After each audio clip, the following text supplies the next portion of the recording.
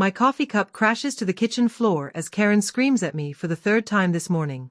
The brown liquid spreads across the white tiles I installed myself 20 years ago, but I don't move to clean it up. I can't. Her words hit me like punches to the stomach. You're old and useless, get out, she shouts, her face bright red with anger. I'm sick of carrying dead weight around here. Standing in my own kitchen, I feel my hands shake as I grip the marble counter. The same counter where I helped Karen with her homework when she was 8. Where we made pancakes every Sunday morning after her mother died. Where I taught her to cook her first meal. Karen waves a stack of papers in my face. Bank statements. Mortgage documents. Bills I thought I had paid correctly. Look at this mess, Dad. 3 months behind on the house payment. The bank called yesterday threatening foreclosure. You can't even figure out simple online banking anymore. I try to speak, but she cuts me off. Don't give me excuses about the website being different. Everyone else manages just fine. Mrs. Chen next door is older than you and she runs her own online business. Her husband Mark walks into the kitchen, dressed in his expensive suit. He's talking on his phone, making some business deal, acting like this family crisis is just background noise. When he finally hangs up, he looks at me with the same expression he'd use for a broken appliance. Karen's right, Frank, he says, not meeting my eyes. This house is worth $400,000. We can't lose it because you refuse to learn basic technology. The words sting because part of me knows they're true. At 73, every new app feels like climbing a mountain. Every software update makes me feel more lost. The bank's website changed again last month, and I spent 2 hours trying to figure out where they moved the payment button. But I built this house with my own hands. Every board, every nail, every pipe. I raised Karen here after her mother passed away from cancer when Karen was just 12. I worked double shifts at the electrical plant to pay for her college, her wedding, her dreams. I can learn, I say quietly.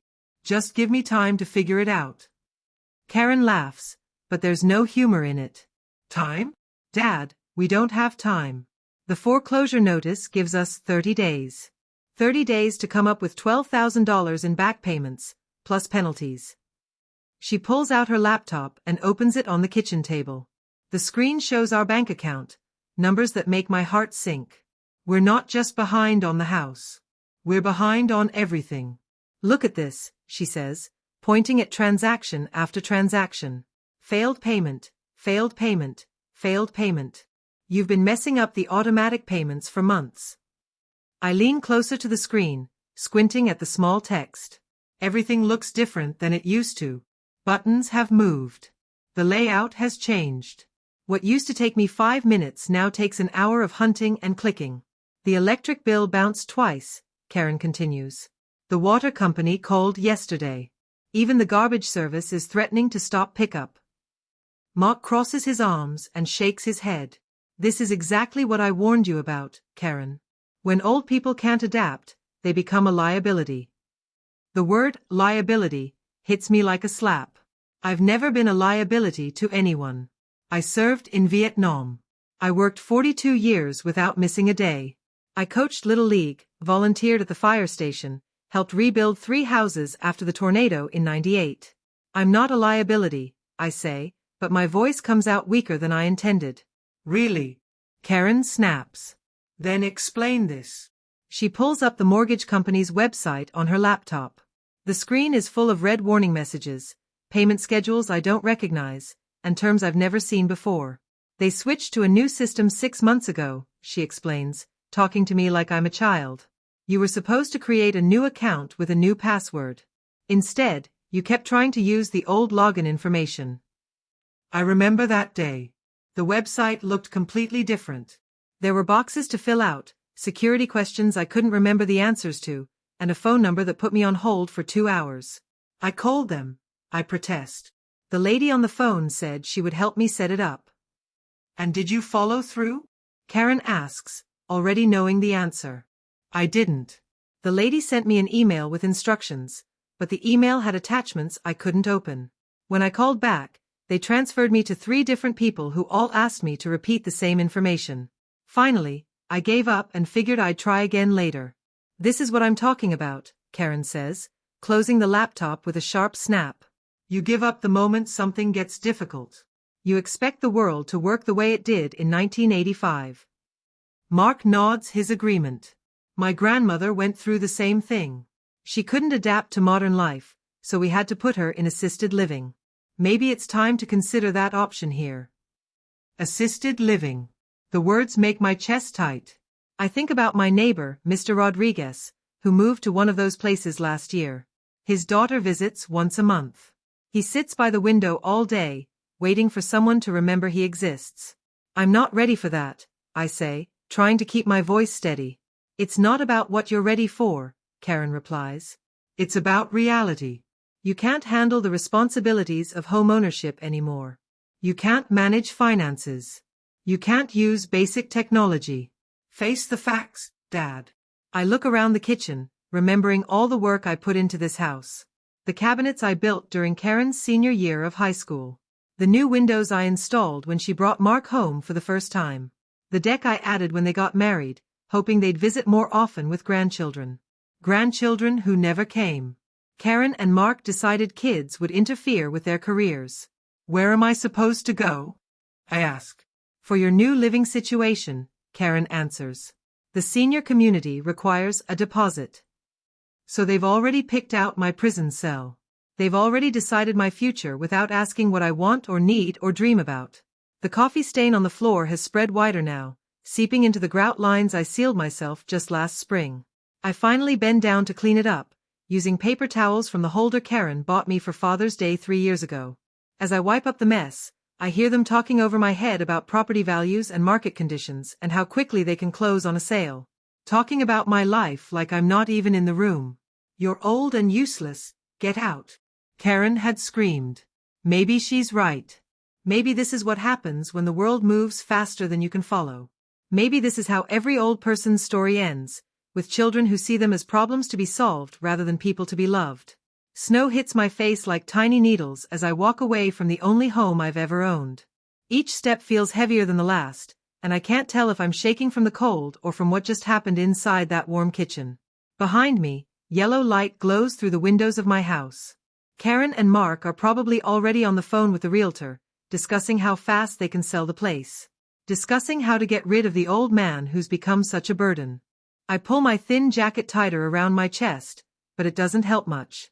February in Michigan isn't kind to anyone, especially not to someone walking the streets at 8 o'clock at night with nowhere to go. My feet carry me down Maple Street without any real plan. Past the Johnsons' house where I helped repair their roof after the hailstorm. Past the empty lot where the old Kmart's used to be before it closed down like everything else from my generation. The wind picks up, and snowflakes swirl around the streetlights like angry ghosts. I dig my hands deeper into my pockets, feeling for my wallet. $37 and a credit card I'm afraid to use because I don't remember if I paid the bill this month. Where does a 73-year-old man go when his own daughter throws him out? The homeless shelter is probably full, and the thought of sleeping on a cot surrounded by strangers makes my stomach twist. The motel on Highway 9 charges $60 a night, money I don't have for more than a few days. My fingers are getting numb despite my gloves. The old ones with holes in the thumbs that Karen always nagged me to replace. Funny how the things that seemed unimportant this morning feel precious now.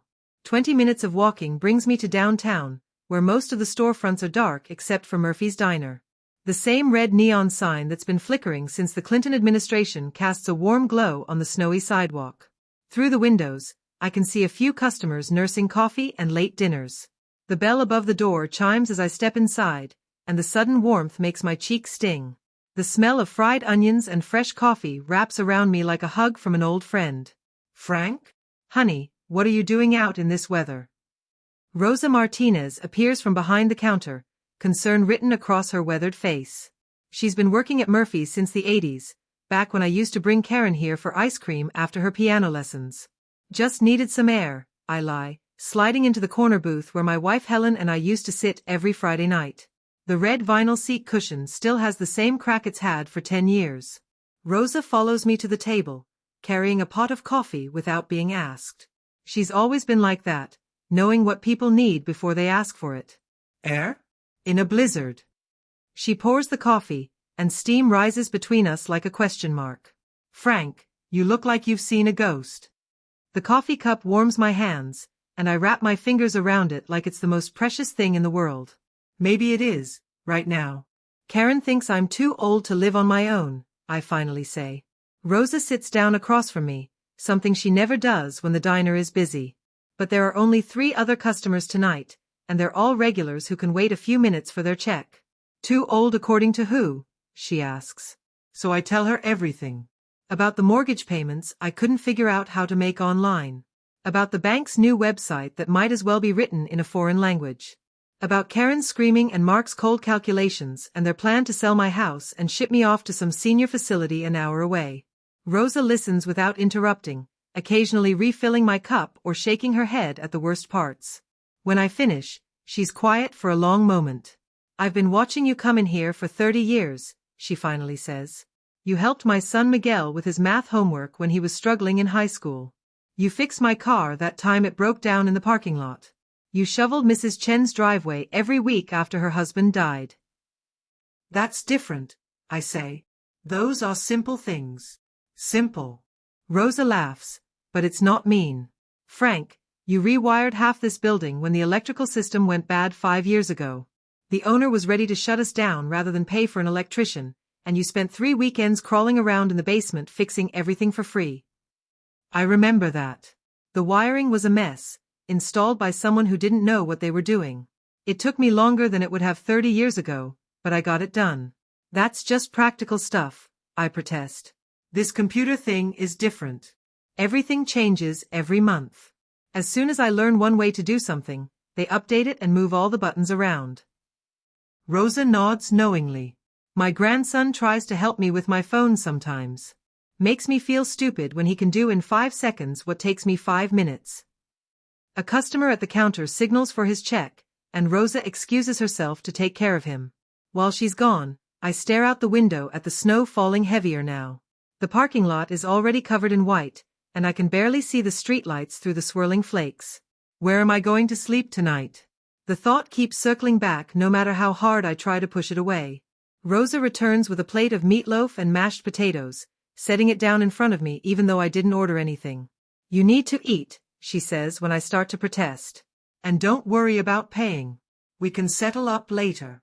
The meatloaf tastes like comfort, like Sunday dinners with Helen before the cancer took her away. I realize I haven't eaten since breakfast, too nervous about the mortgage situation to think about food.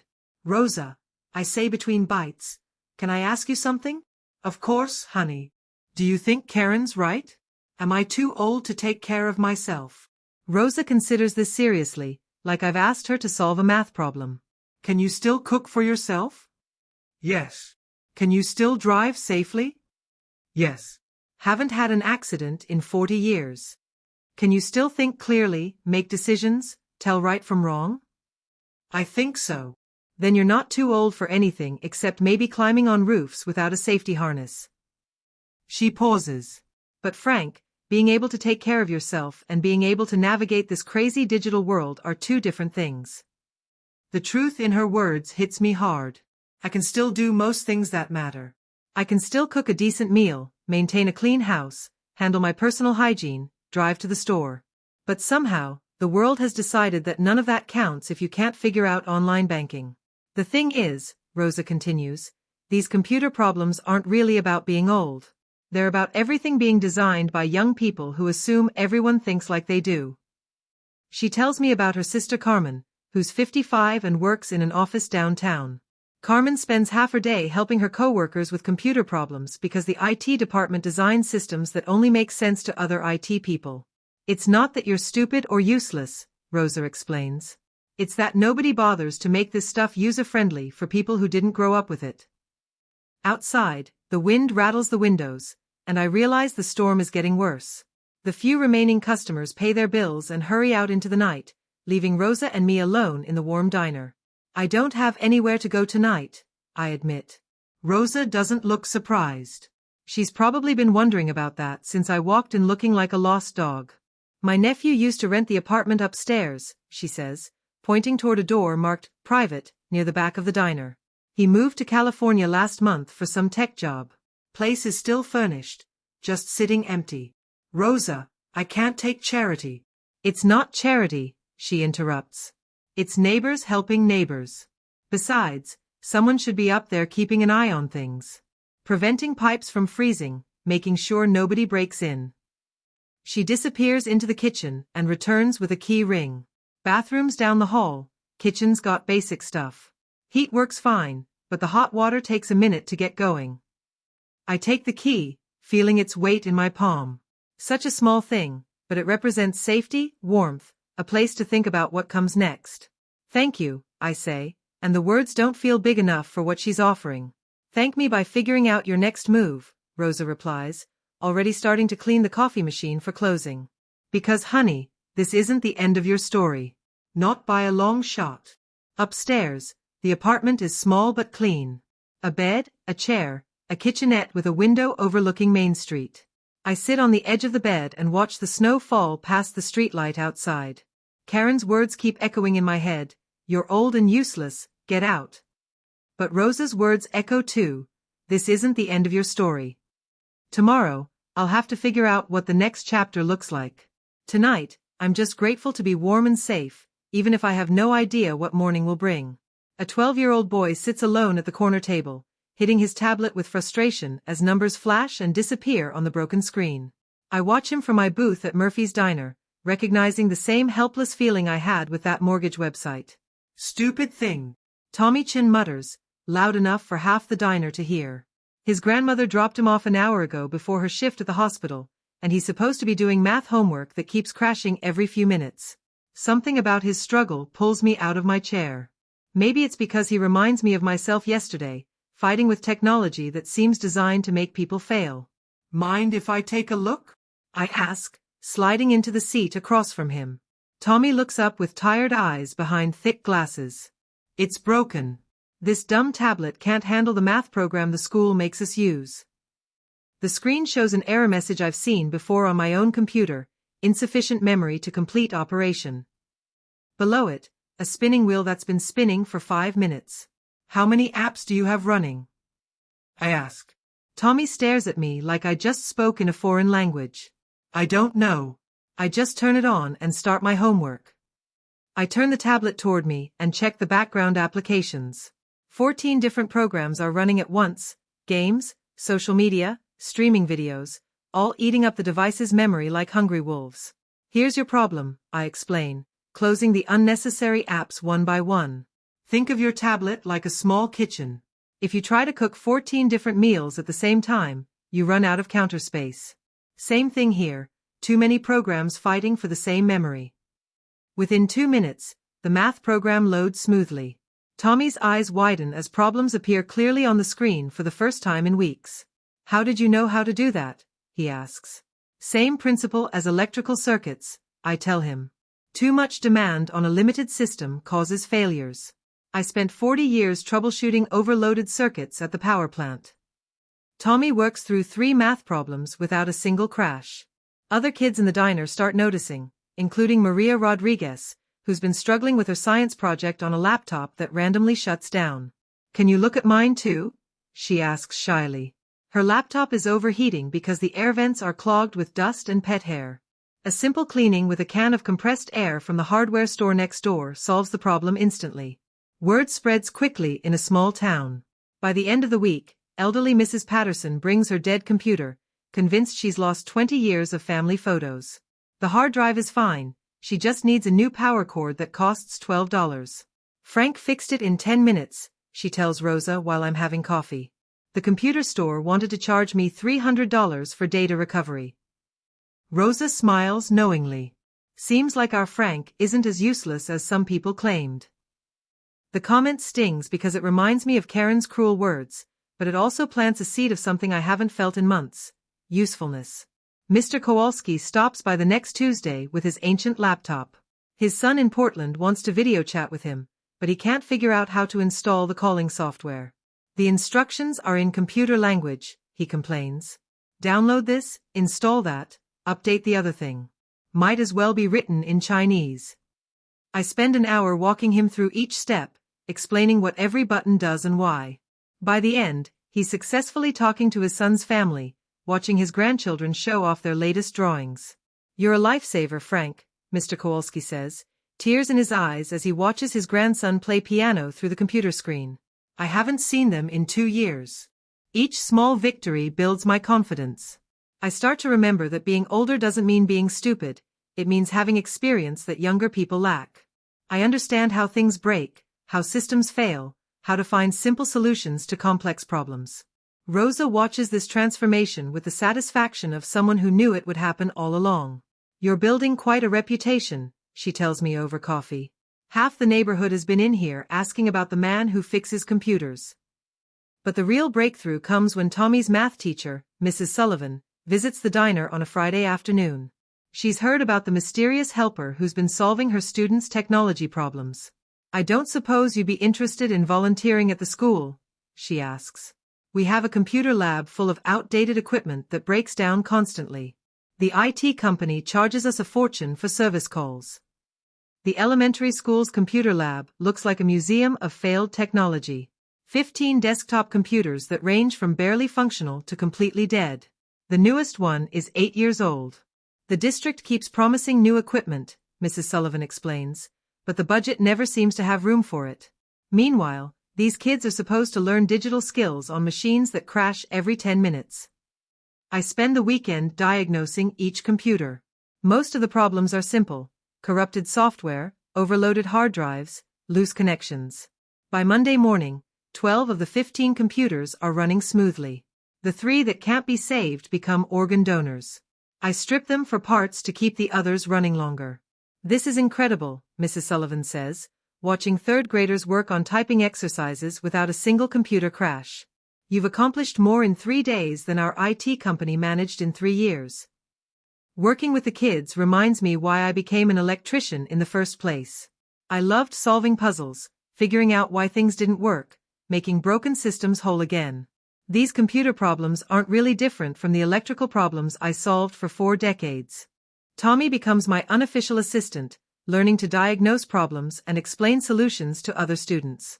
His confidence grows with each successful repair, and his grades improve when he's not fighting broken technology. My mom wants to know if you can look at our home computer, he tells me one afternoon. It keeps making weird noises and running really slow. The Chen family's computer is infected with so much malware it's barely functional. Mrs. Chen, who works double shifts as a nurse, had been clicking on every pop-up that appeared, thinking they were legitimate warnings. Cleaning the system takes 3 hours, but when I'm finished, their computer runs like new. Mrs. Chen insists on paying me, but I refuse. You remind me of my father, she says with tears in her eyes. He always helped neighbors without expecting anything in return. We need more people like you in this world. Her words hit me harder than I expected. For the first time since Karen threw me out, I feel valuable again. Not just useful, valuable. There's a difference. The phone call comes on a Wednesday evening while I'm having dinner at the diner. Rosa hands me her phone with a strange expression. Frank? It's Mrs. Sullivan from the school. Can you come in tomorrow morning? We have a situation. The next morning, I arrive at the school to find Mrs. Sullivan pacing outside the computer lab, looking frantic. Someone broke in last night, she explains. They didn't steal anything, but they destroyed half the computers we just fixed. Smashed screens, pulled out cables, poured coffee on keyboards. Inside the lab, the damage is worse than she described. It's not random vandalism, it's targeted destruction. Someone took time to disable each computer in a different way, making sure they couldn't be easily repaired. Why would someone do this? Mrs. Sullivan asks. I study the damage pattern, and something doesn't feel right. The destruction is too precise, too knowledgeable. Whoever did this understood exactly how to cause maximum damage with minimum effort. Has anyone been asking questions about our computer program? I ask. Mrs. Sullivan thinks for a moment. Actually, yes. A woman called last week asking about our volunteer policies. She seemed particularly interested in our technology support. A cold feeling settles in my stomach. What did she sound like? Professional. Maybe mid-40s. She said she was researching volunteer opportunities for her father, but she asked a lot of specific questions about who was working here and what kind of access they had. The description fits Karen perfectly. But why would she care about my volunteer work at an elementary school? Tommy arrives for his before-school computer time and stops short when he sees the destruction. Mr. Frank, what happened? Someone doesn't want us helping kids with their computers, I tell him honestly. As we survey the damage together, I realize this isn't just about broken computers anymore. Someone is trying to sabotage the one thing that's been giving my life meaning again. But they've made a mistake. They've underestimated an old electrician who spent 40 years fixing things that other people broke. Can we fix them? Tommy asks hopefully. I look at the mess of cables and shattered screens, then at the eager faces of kids who depend on this computer lab for their education. We're going to try, I promise. But first, we need to figure out who did this and why they wanted to stop us.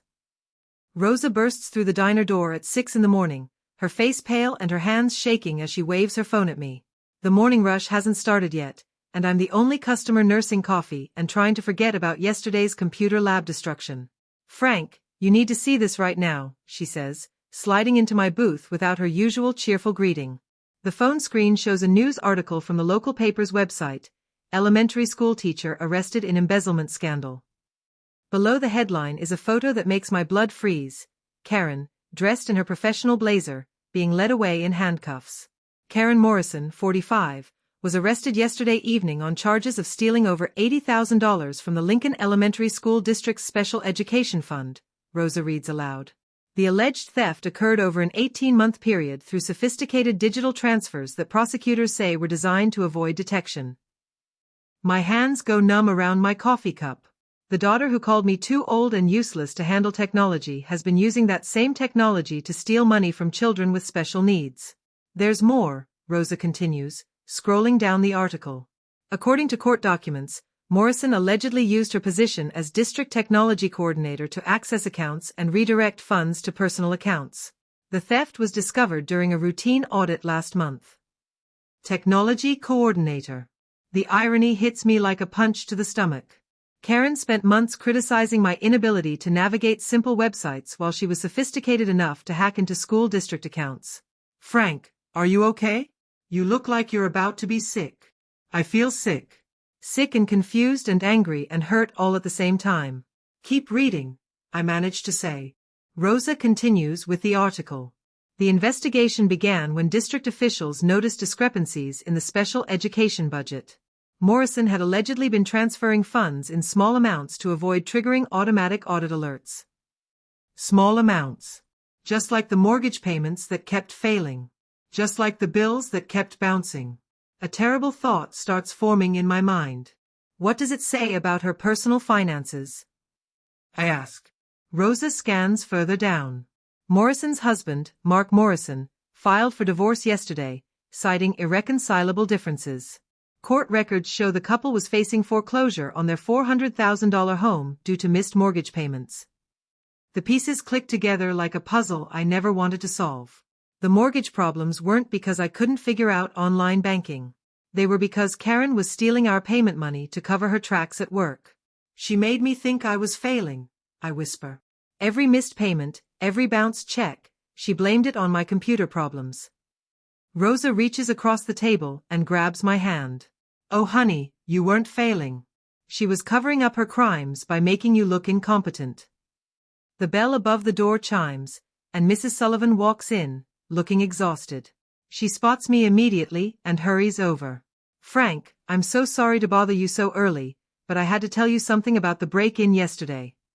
She sits down without being invited, her teacher instincts kicking in as she organizes her thoughts. I've been thinking about that woman who called asking questions about our volunteer program. I remembered something else. She specifically asked about you. About me? She knew your name, Frank. She asked if Frank Morrison was volunteering in our computer lab, and whether he had access to student information or school systems. Morrison. My last name. Karen had been checking up on me, making sure I wasn't somehow discovering her theft through my work at the school. There's something else, Mrs. Sullivan continues. I talked to the principal this morning about the break-in. She said Karen Morrison used to volunteer in our computer lab 3 years ago, back when she first got the job with the district. She would have known exactly how to disable our systems. The coffee in my stomach turns to acid. Karen destroyed those computers to stop me from learning too much about technology, to keep me feeling helpless and dependent. She couldn't risk having me become computer literate enough to discover what she'd been doing with our finances. Rosa shakes her head in disgust. That woman sabotaged her own father to protect her criminal activities. But why steal from special needs kids? Mrs. Sullivan asks. Those are the most vulnerable children in our district. That money pays for speech therapy, occupational therapy, specialized equipment.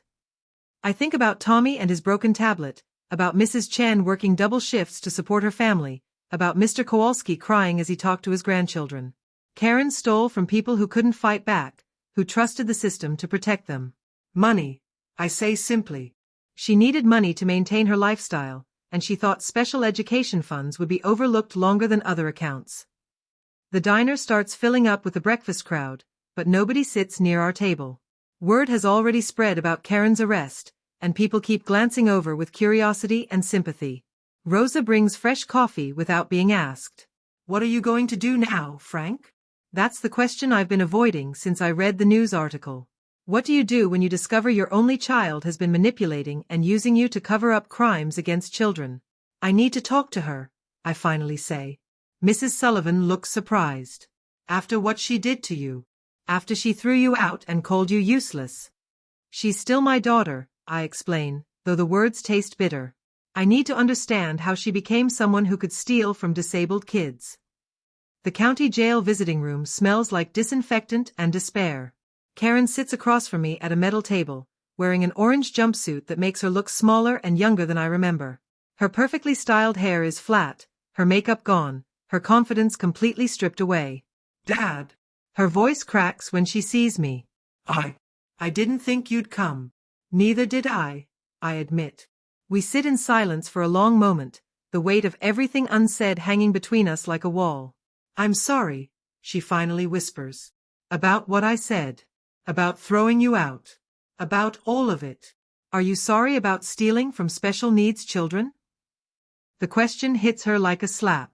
She flinches and looks down at her hands, which are shaking slightly. It wasn't supposed to hurt anyone, she says, not meeting my eyes. The district has millions of dollars. I was going to pay it back. When? After you let them foreclose on my house because I supposedly couldn't make payments. Karen's face crumbles. I was desperate, Dad. Mark was pressuring me about money constantly. He wanted the big house, the expensive cars, the country club membership. I couldn't keep up with what he expected. So you stole money meant for children who need help communicating, who need special equipment to learn? You don't understand the pressure I was under. I understand plenty, I say, my voice staying calm despite the anger burning in my chest. I understand that you chose to commit crimes rather than admit you were struggling. I understand that you let me believe I was failing as a person rather than tell the truth about our finances. Karen starts crying, but they're selfish tears, tears for getting caught, not for the people she hurt. Mark left me, she sobs. He filed for divorce the day I was arrested. Said he couldn't be married to a criminal. Took everything we had left. Maybe Mark finally learned what I should have understood years ago, that actions have consequences. She looks up at me with desperate eyes. What am I going to do, Dad? The lawyer says I could go to prison for 10 years. I'll lose my teaching license, my career, everything. The old me would have immediately started planning how to help her, how to fix this problem like I'd fixed so many others throughout her life. But the man sitting in this visiting room has learned something important over the past few weeks. You'll figure it out, I say, standing up to leave. You're smart enough to steal $80,000 without getting caught for 18 months. You're smart enough to face the consequences. Dad, please. You're the only family I have left. I need your help. I pause at the door and look back at her one more time. She looks like the little girl who used to climb into my lap when she had nightmares, but that little girl is gone. In her place sits a woman who chose greed over integrity, who hurt innocent children to maintain her lifestyle. Karen, I spent 40 years helping people solve their problems. But some problems can only be solved by the person who created them. Walking out of that jail, I feel something I haven't experienced in months. Freedom. Not just from Karen's manipulation and blame, but from the obligation to rescue someone who doesn't want to be rescued. The afternoon sun feels warm on my face as I head back toward Murphy's Diner, toward the life I've been building one repaired computer at a time. The phone rings at 2 in the morning, jolting me awake in my small apartment above Murphy's Diner. Karen's name appears on the caller ID, and my first instinct is to let it go to voicemail. But something about a call at this hour makes me answer. Dad. Her voice sounds different, smaller, broken in a way I've never heard before. I'm sorry to call so late, but I didn't know who else to contact. I sit up in bed, immediately alert. What's wrong? They're moving me to county lockup tomorrow. My lawyer says the judge denied bail because I'm a flight risk. She's crying, but trying to hide it. Dad, I'm scared. The other inmates here. They know I stole from kids. They're not treating me well. Part of me wants to hang up. After everything she's put me through, every cruel word and manipulative action, she doesn't deserve my sympathy. But another part of me remembers the little girl who used to run to me when she scraped her knee. Have you talked to Mark? I ask, though I already know the answer. Mark won't take my calls. His lawyer sent papers yesterday. He's not just divorcing me, he's trying to get the court to make me responsible for all our debts.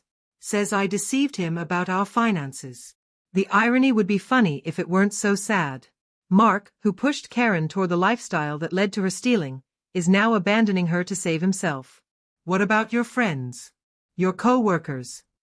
Karen laughs bitterly. What friends? Everyone at school thinks I'm a monster. The teachers whose programs I cut to steal money won't even look at me. My book club kicked me out. Even my hair stylist canceled my appointments. She's learning what I learned when she threw me out, that sometimes you discover who really cares about you when everything falls apart. Dad, I know I don't deserve to ask, but could you come see me again? I need to tell you some things.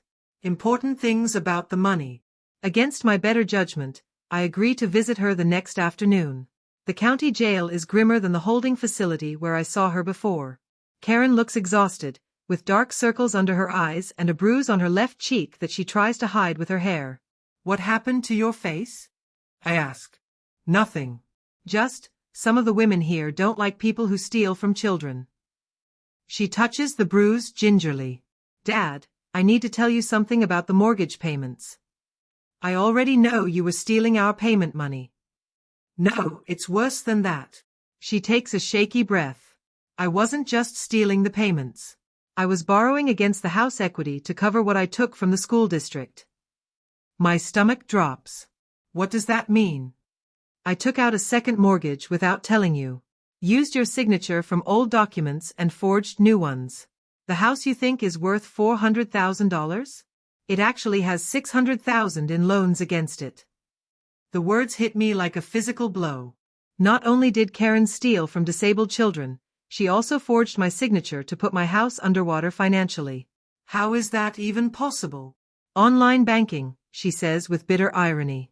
The same technology you couldn't figure out. I set up new accounts, submitted digital applications, even created fake pay stubs showing higher income. Banks barely verify anything anymore if the credit score looks good. I feel sick. While I was struggling to make simple payments, Karen was committing multiple felonies using my identity. So even if I could somehow make the regular payments, we'd still lose the house? Yes. Dad, I'm so sorry. I was desperate, and I thought I could fix everything before you found out. By making me think I was too stupid to handle my own finances. Karen's face crumples. I convinced myself I was protecting you from stress. That if you knew how bad things really were, you'd have a heart attack or something. So you decided to let me believe I was losing my mind instead. We sit in silence for several minutes. Around us, other families have similar conversations. Children disappointed in parents, spouses devastated by betrayal, people trying to understand how their loved ones became strangers. There's something else, Karen says quietly. The prosecutor wants to offer me a plea deal.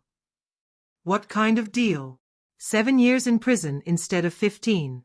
But I have to provide full restitution to the school district and cooperate with the investigation. 7 years. Karen would be 52 when she got out, her teaching career permanently over, her reputation destroyed forever. What does full restitution mean? Everything, Dad. The house, my car, my retirement account, Everything we own has to be sold to pay back what I stole. So not only am I homeless because of Karen's crimes, but I'll also be penniless. At 73 years old, I'll have to start completely over with nothing. I understand if you hate me, Karen continues. I understand if you never want to see me again after this. I study her face, looking for some sign of the daughter I raised. She's there, buried under years of bad choices and selfish decisions, but she's there.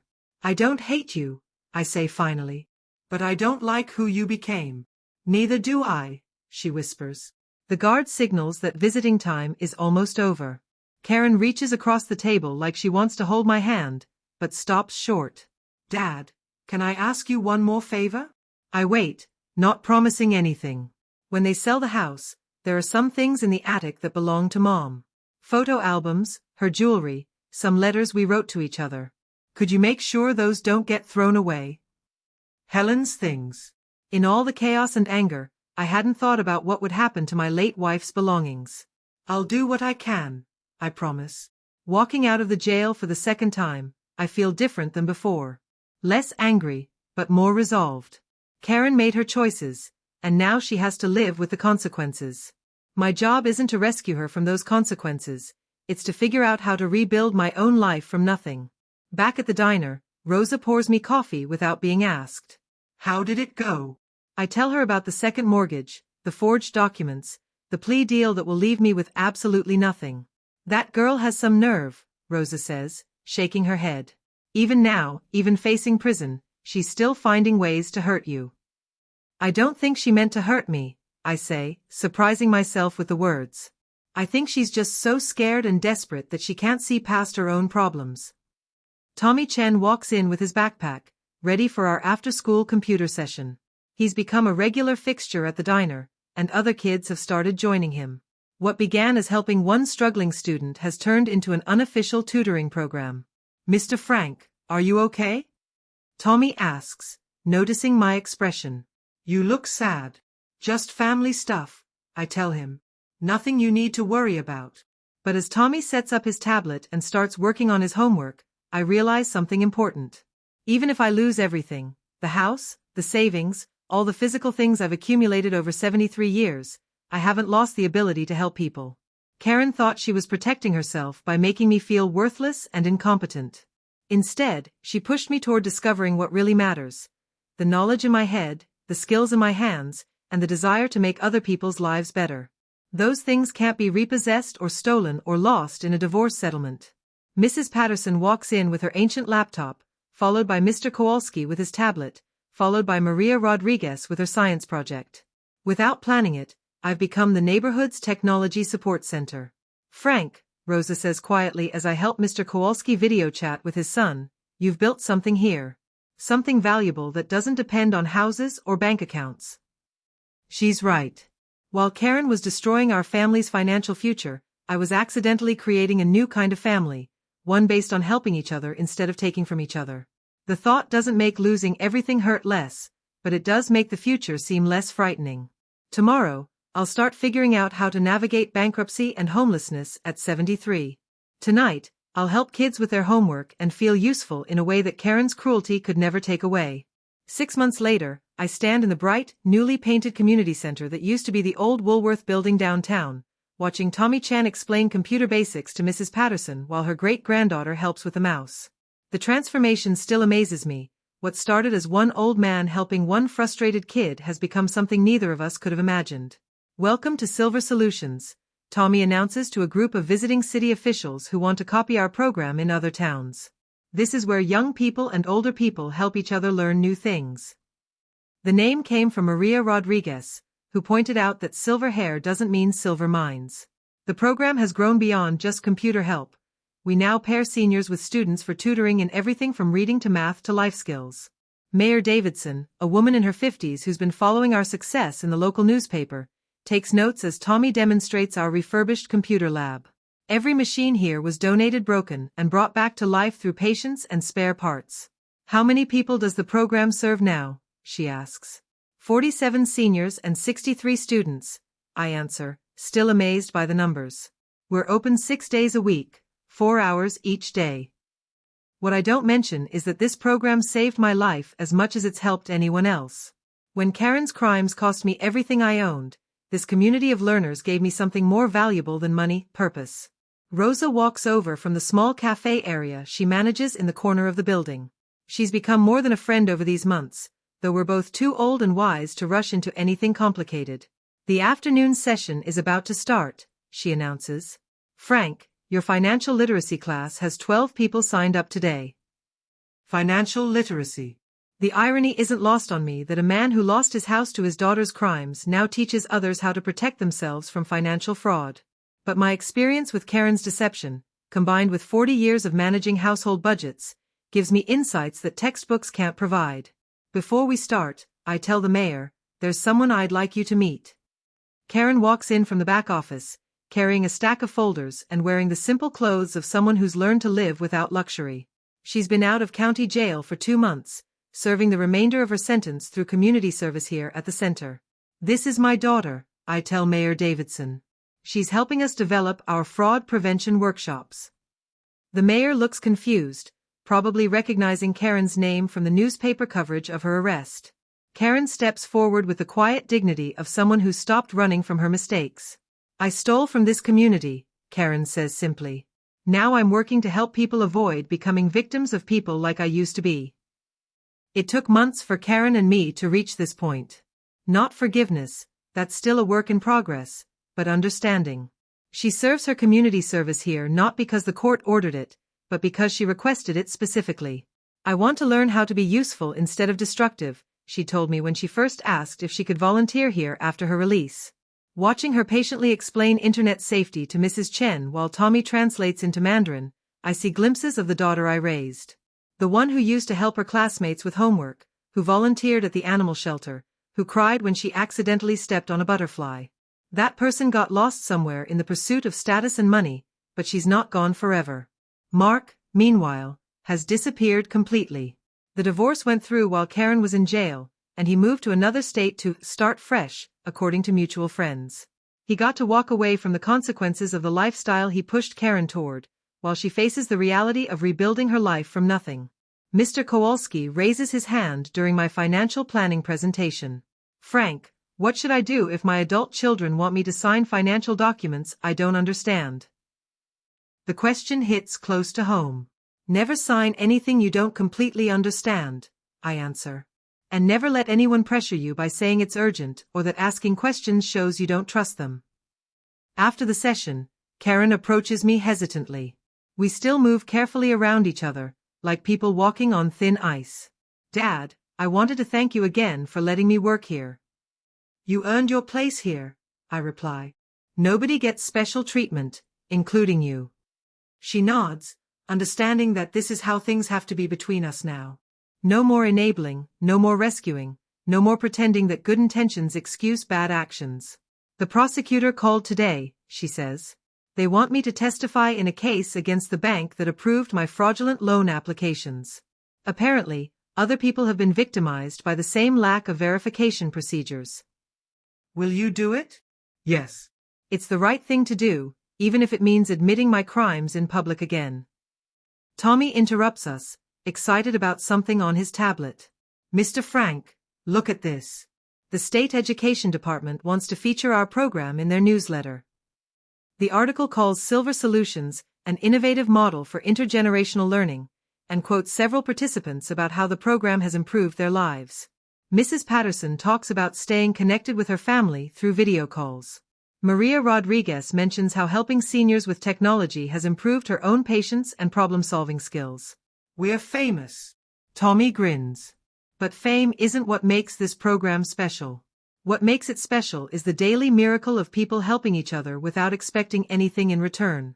It's Mr. Kowalski teaching Tommy how to play chess while Tommy shows him how to use social media. It's Mrs. Patterson sharing stories about the depression while learning to shop online. It's watching a shy kid gain confidence by explaining something to an adult. As the day winds down, I help clean up the computer lab while Karen organizes files for tomorrow's fraud prevention workshop. Rosa counts the day's cafe receipts, which help fund our program's basic expenses. Not bad for an old man who got kicked out of his own house, Rosa teases gently. She's right, though. 6 months ago, I was sleeping on a stranger's couch, convinced I was too old and useless to contribute anything meaningful to the world. Tonight, I'll go home to a small apartment I can afford because this community values what I have to offer. The apartment isn't much, 2 rooms above the hardware store, basic furniture, no fancy appliances. But it's mine, paid for with money I earned by teaching and helping instead of money I inherited or saved from someone else's work. Karen stops by my desk before leaving. Dad, I know I can never undo the damage I caused. But working here, seeing how much good you've created from something so terrible, it gives me hope that maybe I can become someone worth forgiving someday. Maybe, I say, and for the first time in months, I mean it. As I lock up the community center, I think about the journey that brought me here. 6 months ago, my daughter's cruelty and crimes destroyed everything I thought I had built over 73 years. But in losing everything, I discovered something I'd never known I was looking for. A community where experience is valued, where helping others creates its own rewards, where being useful has nothing to do with age and everything to do with heart. Tomorrow, we'll help more people connect across generations.